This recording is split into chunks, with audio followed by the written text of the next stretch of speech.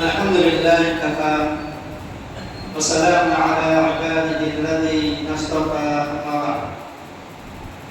معزز سامعین، صحیح بخاری اور صحیح مسلم کی روایت ہے، حضرت ابو ہریرہ رضی اللہ تعالی عنہ راوی حدیث ہے، فرماتے ہیں کہ پیارے نبی صلی اللہ علیہ وسلم تشہد میں 4 چیزوں سے پناہ طلب کیا کرتے تھے۔ اللہم انی اعوذ بک من عذاب جہنم ومن عذاب القبر واعوذ بک من فتنة المسیح الدجال واعوذ بک من فتنة المحیا والممات۔ اور ایک روایت میں ہے جو اللہ کے نبی صلی اللہ علیہ وسلم اس دعا کے ساتھ مزید اضافہ کیا کرتے تھے، اللہم انی اعوذ بک من المأثم والمغرم۔ ان دونوں چیزوں کو اگر ملا دیا جائے تو اس دعا میں 6 بڑے بڑے فتنے، بڑی بڑی آزمائشوں سے اللہ تبارک و تعالیٰ کی پناہ طلب کی گئی۔ اس اعتبار سے یہ دعا بڑی جامع دعا ہے، اور اس میں سے جو 6 فتنے بیان کیے گئے ہیں، اگر ان 6 فتنوں کے تعلق سے بیان کیا جائے، اس کی وضاحت کی جائے، تو 6 گھنٹے اس کے لیے ناکافی ہو جائے۔ اور ان آزمائشوں سے بچنے کے لیے پیارے نبی صلی اللہ علیہ وسلم نے ہمیں 6 الفاظ میں جو ہے 6 الفاظ جیسے بتائے ہیں کہ ہم اگر ان الفاظ کو ادا کریں گے تو اللہ تبارک و تعالیٰ کی حفاظت میں آ سکتے ہیں، ان 6 بڑے بڑے فتنے، بڑی بڑی آزمائشوں سے ہم بچ سکتے ہیں۔ پہلی چیز کیا ہے؟ اللہم انی اعوذ بک من عذاب جہنم، پروردگارا میں تیری پناہ میں آتا ہوں جہنم کے عذاب سے۔ اور سامعین، جہنم جس کی ہولناکی کو بارہا سنتے ہیں، اللہ تبارک و تعالیٰ نے لوگوں کو ڈرانے کے لیے جہنم کا تذکرہ قرآن و حدیث میں بارہا کیا ہے۔ پیارے نبی صلی اللہ علیہ وسلم نے اپنے امت کو جہنم کے عذاب سے ڈرایا ہے۔ انداز لگائیے، اس جہنم کو کھینچ کر لائیں گے 70,000 فرشتے ہوں گے، اور ہر لگام کو 70,000 فرشتے کھینچ رہے ہوں گے۔ 70,000 لگام ہوں گے اور ہر لگام کو یہ 70,000 فرشتے کھینچ رہے ہوں گے۔ انداز لگائیے کہ وہ کتنی بوجھل ہوگی ہم گنہگاروں سے، ہم پاپیوں سے، نافرمانوں سے، وہ کس قدر بوجھل ہوگی۔ اللہ تبارک و تعالیٰ اپنے نافرمان بندوں کو اور شیطان کی اولیاء کو، شیطان کی بات ماننے والوں کو جہنم میں داخل کرے۔ اسی لیے ہمیں تاکید کی گئی ہے کہ ہم بارہا جہنم کے عذاب سے بچنے کی پناہ طلب کریں۔ اللہم انی اعوذ بک من عذاب جہنم۔ پیارے نبی صلی اللہ علیہ وسلم نے ارشاد فرمایا کہ جہنم کے عذاب سے بچنے کے لیے اگر کوئی 3 بار دعا کرتا ہے، اللہم انی اعوذ بک من عذاب جہنم، تو جہنم کہتی ہے کہ پروردگارا تو اس آدمی کو مجھ سے بچا لے۔ تو اسی لیے ضرورت اس بات کی ہے کہ ہم کثرت کے ساتھ جہنم کے عذاب سے بچنے کی دعا کریں۔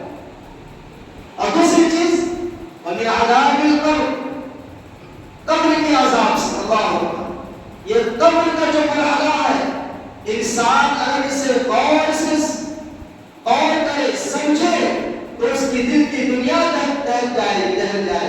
ہمارے سامنے صحابہ کرام رضوان اللہ علیہ اجمعین کے پاس جہنم کا تذکرہ ہوتا اور قبر کے منزل کا تذکرہ ہوتا۔ صحابہ کرام قبر کے تذکرے میں زیادہ کتاب پڑھا کرتے ہیں، کیونکہ جو انسان قبر کے مرحلے میں ناکام ہو جائے گا، پھر آخرت کے مرحلے میں وہ کامیاب نہیں ہو سکتا۔ اسی لیے قبر کے عذاب سے بچنے کی بھی ہم کثرت سے دعا کریں۔ اور یہ عذاب کا مرحلہ ہے، ہمارے عقیدہ ہونا چاہیے۔ ایک مرتبہ یہودی عورت ام المؤمنین حضرت عائشہ رضی اللہ عنہا کے پاس آئی اور کہا کہ اللہ تمہیں قبر کے عذاب سے بچائے۔ کہا کیا قبر کا عذاب حق ہے؟ نبی علیہ السلام کے بعد تذکرہ فرمایا، یہودی عورت نے مجھے یہ دعا کی ہے کہ اللہ تجھے قبر کے عذاب سے بچائے۔ پیارے نبی کریم صلی اللہ علیہ وسلم نے ارشاد فرمایا کہ ہاں قبر کا عذاب حق ہے۔ ام المؤمنین حضرت عائشہ رضی اللہ تعالیٰ عنہا کہتی ہیں کہ اس کے بعد میں نے کبھی نہیں دیکھا کہ آپ نماز پڑھے ہوں اور قبر کے عذاب سے بچنے کی دعا نہ کیے ہوں۔ انداز لگائیے، بالفاظ ذکر ہر نماز میں اللہ کے نبی صلی اللہ علیہ وسلم قبر کے عذاب سے بچنے کے لیے اللہ تبارک و تعالی سے دعا کیا کرتے ہیں۔ قبر کے عذاب کے تعلق سے بڑی تفصیل ہے، ہم اور آپ خوبی جانتے ہیں۔ ضرورت اس بات کی ہے کہ ہم اپنے روزمرہ زندگی میں قبر کے عذاب کو، اس کی منزل کو، اس کے مرحلوں کو، اس کے عذابات کو سامنے رکھتے ہوئے نیک زندگی گزارنے کی کوشش کریں۔ اللہ تبارک و تعالی جہنم اور قبر دونوں کے عذاب سے محفوظ رکھے، آمین یا رب العالمین۔ اس کے بعد کہا گیا وَمِن فِتْنَةِ الْمَسِيحِ الدَّجَّالِ، تیسری چیز کہا گیا کہ مسیح دجال کے فتنے سے پروردگار مجھے بچائے گا۔ یہ دجال کا فتنہ انسانی تاریخ کا سب سے بڑا فتنہ ہے، سب سے خطرناک فتنہ ہے۔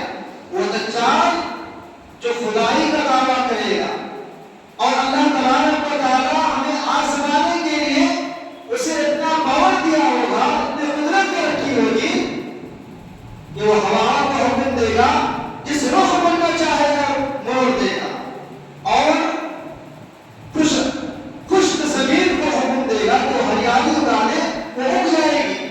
اس طرح وہ جو ہے جہنم و جنت کا بھی مظاہرہ کرے گا، ہر اعتبار سے لوگوں کو بہکانے کا ہر طرف دکھائے گا۔ اسی لیے سارے انبیاء علیہ السلام نے اپنے امت کو دجال کے فتنے سے تنبیہ فرمائی، لہذا یہ بھی بہت جو تفصیل طلب ہے، کبھی انشاءاللہ اس جمعہ میں اس کے تعلق سے گفتگو ہوگی۔ ضرورت اس بات کی ہے کہ دجال کے فتنے سے بچنے کے لیے ہم جو کثرت کے ساتھ دعا کریں، کیونکہ اس کا فتنہ بہت بڑا فتنہ ہوگا، بڑا خطرناک فتنہ ہوگا۔ اور باقی جو چیزیں ہیں انشاءاللہ عزیز آئندہ درس میں بیان کیے جائیں گے۔ اللہ تبارک و تعالی سے دعا ہو کہ ہمارے اللہ ایسی دعاؤں کا خصوصی اہتمام کرنے کی ہمیں توفیق عنایت فرمائے، اور ان دعاؤں کی برکت سے ایسے بڑے